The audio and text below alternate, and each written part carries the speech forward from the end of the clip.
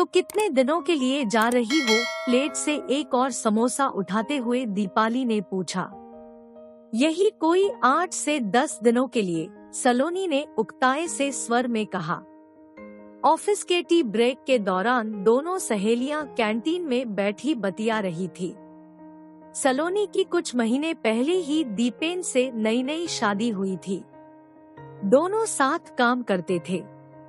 कब प्यार हुआ पता नहीं चला और फिर चट मंगनी पट ब्याह की तर्ज पर अब दोनों शादी करके एक ही ऑफिस में काम कर रहे थे, बस डिपार्टमेंट अलग था।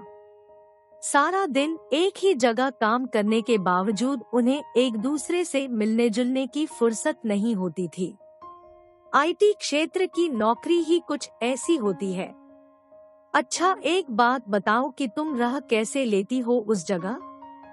तुमने बताया था कि किसी देहात में है तुम्हारी ससुराल। दीपाली आज पूरे मूड में थी सलोनी को चिढ़ाने के। वह जानती थी ससुराल के नाम से कैसे चिढ़ जाती है सलोनी।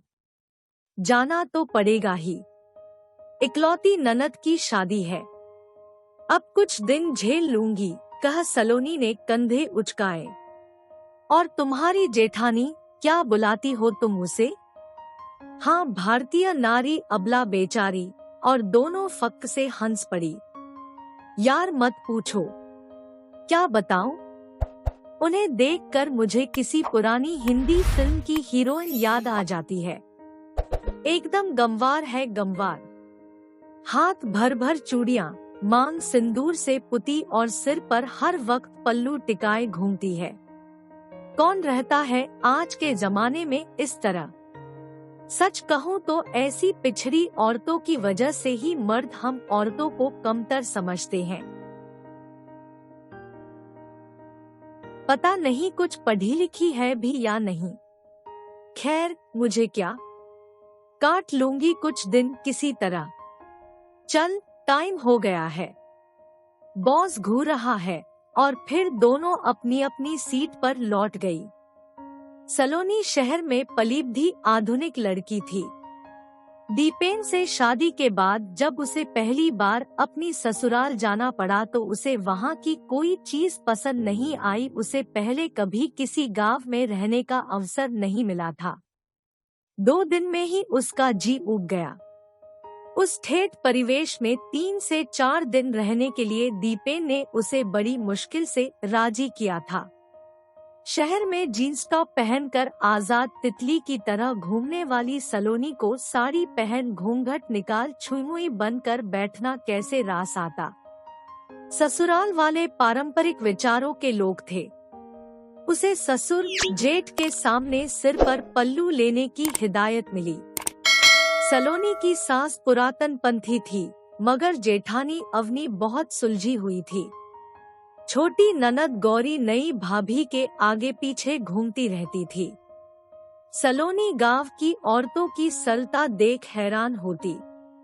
वह खुद दिल की बुरी नहीं थी, मगर न जाने क्यों पारंपरिक औरतों के बारे में उसके विचार कुछ अलग थे। सिर्फ घर गृहस्थी तक सीमित रहने वाली ये औरतें उसकी नजरों में एकदम गंवार थी। शहर में अपनी नई अलग गृहस्थी बसाकर सलोनी खुश थी। यहाँ सासन्नत का कोई झंझट नहीं था। जो जी में आता वह करती, कोई रोकने टोकने वाला नहीं था। दीपेन और सलोनी के दोस्त वक्त बेवक्त धमक जाते। घर पर आए दिन पार्टी होती। दिन मौज मस्ती में गुजर रहे थे। कुछ दिन पहले ही दीपेन की छोटी बहन गौरी की शादी तय हुई थी। शादी का अवसर था। घर में मेहमानों की भीड़ जुटी थी। गर्मी का मौसम, उस पर बिजली का कोई ठिकाना नहीं होता था। हाथ पंखे से हवा करते करते सलोनी का दम निकला जा रहा था। एयर कंडीशन के वातावरण में रहने वाली सलोनी को सिर पर पल्लू रखना भारी लग रहा था। गांव के इन पुराने रीति रिवाजों से उसे कोफ्त होने लगी। एकांत मिलते ही सलोनी का गुस्सा फूट पड़ा। कहाँ ले आए तुम मुझे दीपेन? मुझसे नहीं रहा जाता ऐसी बीहड़ जगह में। ऊपर से सिर पर हर वक्त यह पल्लू रखो। इससे तो अच्छा होता मैं यहाँ आती ही नहीं। धीरे बोलो सलोनी, यार कुछ दिन एडजस्ट कर लो प्लीज। गौरी की शादी के दूसरे ही दिन हम चले जाएंगे, दीपेन ने उसे आश्वस्त करने की कोशिश की। सलोनी ने बुरा सा मुंह बनाया। बस किसी तरह शादी निबट जाए तो उसकी जान छूटे। घर रिश्तेदारों से भरा था। इतने लोगों की जिम्मेदारी घर की बहुओं पर थी। सलोनी को रसोई के कामों का कोई तजर्बा नहीं था। घर के काम करना उसे हमेशा है लगता था। अपने मायके में भी उसने कभी माँ का हाथ नहीं बटाया था। ऐसे में ससुराल में जब उसे कोई काम सौंपा जाता तो उसके पसीने छूट जाते। जेठानी अवनी उम्र में कुछ ही साल बड़ी थी, मगर पूरे घर की जिम्मेदारी उसने हंसी खुशी उठा रखी थी। घर के सब लोग हर काम के लिए अवनी पर निर्भर थे। हर वक्त सबकी जबान पर अवनी का नाम होता। सलोनी भी उस घर की बहू थी, मगर उसका वजूद अवनी के सामने जैसे था ही नहीं, और सलोनी भी यह बात जल्दी समझ गई थी। घर के लोगों में अवनी के प्रति प्यार दुलार देखकर सलोनी के मन में जलन की भावना आने लगी कि आखिर वह भी तो उस घर की बहू है, तो फिर सब अवनी को इतना क्यों मानते। भाभी, मेरी शर्ट का बटन टूट गया है, जरा टांग दो। बाथरूम से नहाकर निकले दीपेन ने अवनी को आवाज दी। सलोनी रसोई के पास बैठी मटर छील रही थी। वह तुरंत दीपेन के पास आई, बोली, यह क्या, इतनी छोटी सी बात के लिए तुम अवनी भाभी को बुला रहे हो? मुझसे भी तो कह सकते थे। और फिर उसने दीपेन को गुस्से से घूरा। मुझे लगा तुम्हें ये सब नहीं आता होगा। सलोनी को गुस्से में देख दीपेन सकपका गया। तुम क्या मुझे बिल्कुल अनाड़ी समझते हो? का उसके हाथ से शर्ट लेकर सलोनी ने बटन टांग दिया। धीरे धीरे सलोनी को समझ आने लगा कि कैसे अवनी सबकी चहेती बनी हुई है। सुबह सबसे पहले उठकर नहा धोकर चौके में जाकर चाय नाश्ता बनाकर सबको खिलाना। बूढ़े ससुर जी को शुगर की समस्या है। अवनी उनकी दवा और खानपान का पूरा ध्यान रखती। सासू माँ भी अवनी से खुश रहती। उस पर पति और 2 छोटे बच्चों की देखभाल की जिम्मेदारी निभाते हुए भी मजाल की बड़ों के सामने पल्लू सिर से खिसक जाए। सुबह से शाम तक एक पैर पर नाचती अवनी सबकी जरूरतों का ख्याल बड़े प्यार से रखती। घर आए रिश्तेदार भी अवनी को ही तरजीह देते। सलोनी जैसे एक मेहमान की तरह थी उस घर में। अवनी का हर वक्त मुस्कुराते रहना सलोनी को दिखावा लगता। वह मन ही मन कुढ़ने लगी थी अवनी से। घर में अपनी मौजूदगी दर्ज कराने के लिए अब सलोनी हर काम में घुस जाती थी, चाहे वह काम करना उसे आता हो या नहीं, और इस चक्कर में गड़बड़ कर बैठती, जिससे उसका मूड और बिगड़ जाता। ठीक है, मुझे क्या, यह चूल्हा चौका इन गमवार औरतों को ही शोभा देता है। कभी कॉलेज की शक्ल भी नहीं देखी होगी शायद। 2 पैसे कमा कर दिखाएं तब पता चले। सलोनी मन ही मन खुद को तसल्ली देती। उसे अपनी काबिलियत पर गुमान था। सलोनी के हाथ से अचार का बर्तन गिरकर टूट गया। रसोई की तरफ आती अवनी फिसलकर गिर पड़ी और उसके पैर में मोच आ गई। घर वाले दौड़े चले आए। अवनी को चारपाई पर लिटा दिया गया। सब उसकी तीमारदारी में जुट गए। उसे आराम करने की सलाह दी गई।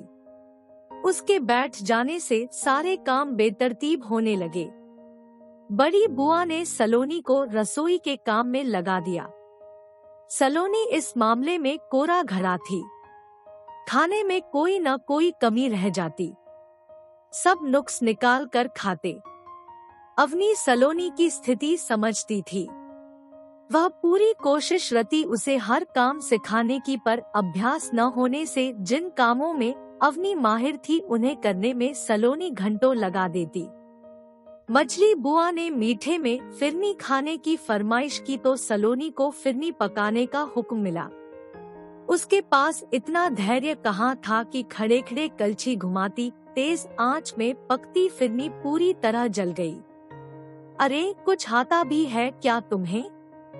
पहले कभी घर का काम नहीं किया क्या? सारे रिश्तेदारों के सामने मछली बुआ ने सलोनी को आड़े हाथों लिया। मारे शर्म के सलोनी का मुंह लाल हो गया। उसे सच में नहीं आता था तो इसमें उसका क्या दोष था? बुआ जी, सलोनी ने ये सब कभी किया ही नहीं है पहले। वैसे भी यह नौकरी करती है, समय ही कहाँ मिलता है ये सब सीखने का इसे। आपके लिए फिरनी मैं फिर कभी बना दूंगी। अवनी ने सलोनी का रोआ सा चेहरा देखा तो उसका मन पसीज गया। ननद गौरी की शादी धूमधाम से निबट गई। रिश्तेदार भी एक से एक कर चले गए। अब सिर्फ घर के लोग रह गए थे। अवनी के मधुर व्यवहार के कारण सलोनी उससे घुल मिल गई थी। अवनी उसके हर काम में मदद करती। 2 दिन बाद उन्हें लौटना था। दीपेन ने ट्रेन के टिकट बुक करा दिए। एक दिन दोपहर में सलोनी पुराना एल्बम देख रही थी। एक फोटो में अवनी सिर पर काली टोपी लगाए काला चोगा पहने थी। फोटो शायद कॉलेज के दीक्षांत समारोह का था। उस फोटो को देखकर सलोनी ने दीपेन से पूछा, ये अवनी भाभी है ना? हाँ, यह फोटो उनके कॉलेज का है। भैया के लिए जब उनका रिश्ता आया था तो यही फोटो भेजा था उनके घर वालों ने। कितनी पढ़ी लिखी है अवनी भाभी? सलोनी हैरान थी। अवनी भाभी AA है। वे तो नौकरी भी करती थी। उन्होंने PhD भी की हुई है। शादी के कुछ समय बाद माँ बहुत बीमार पड़ गई थी। बेचारी भाभी ने कोई कसर नहीं रखी उनकी तीमारदारी में। अपनी नौकरी तक छोड़ दी। अगर आज माँ ठीक है तो सिर्फ भाभी की वजह से। तुम जानती नहीं सलोनी, भाभी ने इस घर के लिए बहुत कुछ किया है। वे चाहती तो आराम से अपनी नौकरी कर सकती थी, मगर उन्होंने हमेशा अपने परिवार को प्राथमिकता दी। सलोनी जिस अवनी भाभी को निपट अनपढ़ समझती रही वह इतनी काबिल होगी इसका तो उसे अनुमान भी नहीं था। पूरे घर की धुरी बनकर परिवार संभाले हुए अवनी भाभी ने अपनी शिक्षा का घमंड दिखाकर कभी घर गृहस्थी के कामों को छोटा नहीं समझा था। सलोनी को अपनी सोच पर ग्लानि होने लगी। उसने आधुनिक कपड़ों और रहन सहन को ही शिक्षा का पैमाना माना था। अरे भाई, कहाँ हो तुम लोग? बिट्टू के स्कूल के प्रोग्राम में चलना नहीं है क्या? कहते हुए अवनी भाभी सलोनी के कमरे में आई। हाँ भाभी, बस अभी 2 मिनट में तैयार होते हैं। सलोनी और दीपेन हड़बड़ाते हुए बोले। बिट्टू को अपनी क्लास के बेस्ट स्टूडेंट का अवार्ड मिला। हर विषय में वह अव्वल रहा था। उसे प्राइज देने के बाद प्रिंसिपल ने जब माँ बाप को स्टेज पर 2 शब्द कहने के लिए आमंत्रित किया तो सकुचाते हुए बड़े भैया बोले, अवनी तुम जाओ, मुझे समझ नहीं आता कि क्या बोलना है। बड़े आत्मविश्वास के साथ माइक पकड़े अवनी भाभी ने अंग्रेजी में अभिभावक की जिम्मेदारियों पर जब शानदार स्पीच दी तो हॉल तालियों की गड़गड़ाहट से गूंज उठा। घर लौटने के बाद दीपेन से सलोनी ने कहा, सुनो, कुछ दिन और रुक जाते हैं यहाँ। लेकिन तुम्हारा तो मन नहीं लग रहा था, इसीलिए तो इतनी जल्दी वापस जा रहे हैं।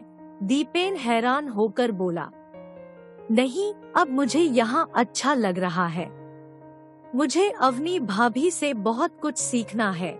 सलोनी उसके कंधे पर सिर टिकाते हुए बोली, वाह, तो यह बात है। फिर तो ठीक है, कुछ सीख जाओगी तो कम से कम जला खाना तो नहीं खाना पड़ेगा। दीपेन ने उसे छेड़ा और फिर दोनों हंस पड़े।